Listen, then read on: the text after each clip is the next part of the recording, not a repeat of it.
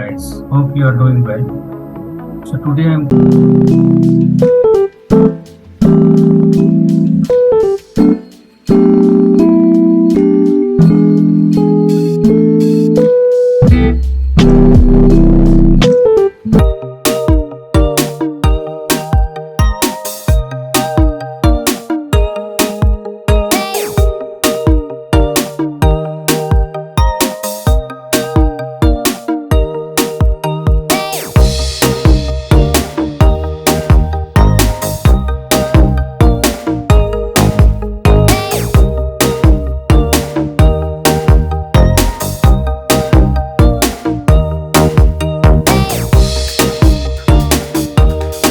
acing your exams and less time worrying about tuition fees. Next is